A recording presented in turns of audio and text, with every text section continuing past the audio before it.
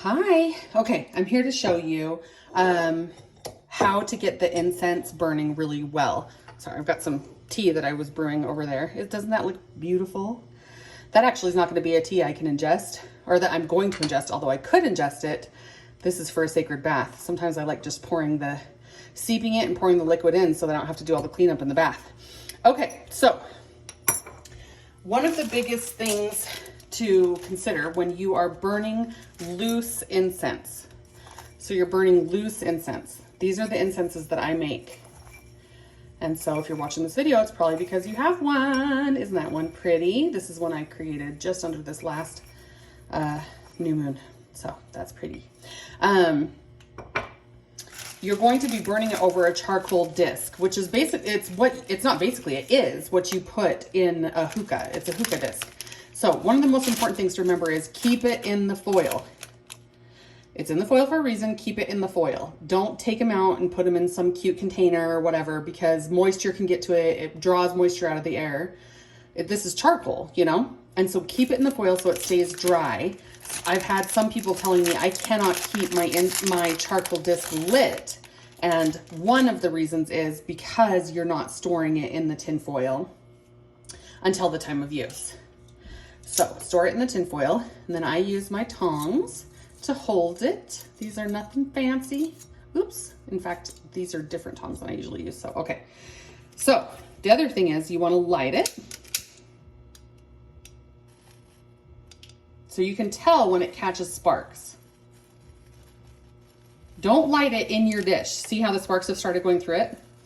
Do not light it in your dish, because depending on your type of dish, I'm using a cast iron cauldron, and so you can just put it right in the cauldron if you're using something like that. But some people are using dishes that are not fire safe, and so you have sand in the bottom or salt in the bottoms, and if you place this in the dish too fast, then it's going to the sand or the salt is going to stop the flame. So you want this to go all the way through.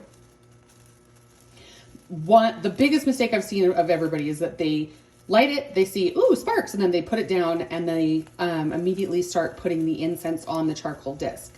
But you want to let the fire work all the way through. I used to put this on the stove and get it super duper duper duper duper hot. You can do that too. But the thing that I realized is if you just give it a minute, it will get red hot. It'll get red hot. So because I'm in a cast iron dish, I'm just going to go ahead and put mine down now. And you're going to give it a second. You can't really tell in this video, but it's already started smoking a bit. It looks like it's just, dead to the earth now, but it's not. It's getting hotter. And it's a few more sparks came off. So you got to let it really go through. While that's getting hotter, I'm going to show you one of my newest blends that I did. So clearly this stuff that's really powdery, if this disc is even sort of hot, this powdery stuff is going to really burn, but you're going to have to add more powdery stuff about 4 minutes later. But then you get to the stuff that has kind of a chunk in it. That is a resin that has been soaked in many other things, that has many other herbs on it as well.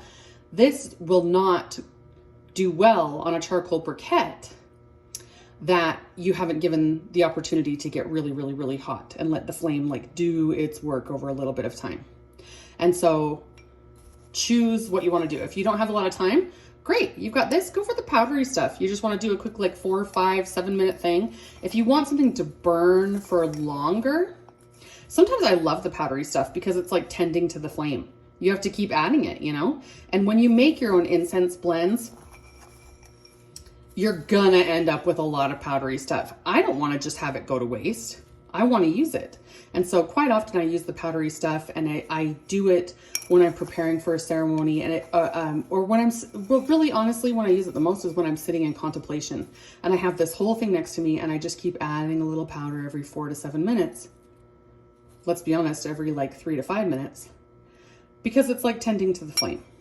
So now that you've let it be in there long enough, gosh, I wish you could see on this video, I wish you could see more, but the sides of it on the inside, you'll see when it's in front of you, are getting now red hot, almost like white red hot. So it's like when you're cooking with, charcoal, you want to light it well before you're going to start putting things on it, because you want to give the charcoal a chance to prepare. I really wish you could see. I'm going to try and see. So see how the side is getting really red, white hot? That's going to move through the whole briquette. And so again, we've been talking for how many minutes now? I lit this about 4.5 minutes ago. You want to let that move through it for a certain period of time. And then you can add, let's do one that has a little bit of everything. I mean, each one of these has a little bit of everything because the herbs it's been soaking in the herbs, it's been soaking in the wine, it's been soaking in the essential oils and the honey. And so each spoonful is going to have a little bit of everything, but give you a slightly different experience. But now, because we've got our charcoal briquette truly prepared, do you see how it's moving now around the other edge? Now this is going to burn for quite a while. Can you hear that?